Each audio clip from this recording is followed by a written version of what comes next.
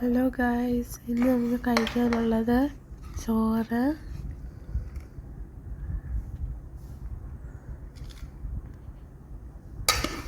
ഉച്ചയ്ക്ക് നമുക്ക് ചോറും അതേപോലെ തന്നെ നമ്മൾ കുറച്ച് സാമ്പാർ വെച്ചിട്ടുണ്ടായിരുന്നു. ആ സാമ്പാർ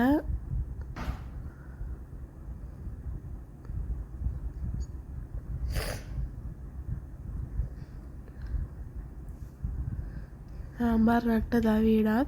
അതുകൊണ്ട് നമുക്ക് കുറച്ച് ചമ്മന്തി,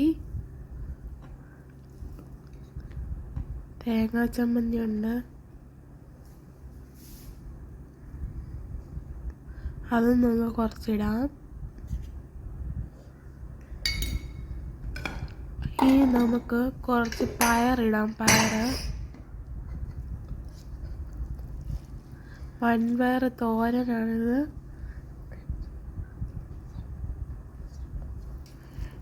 അപ്പം ഇന്ന് നമുക്ക് 2 സ്പൂൺ ഇട്ടേക്കാം.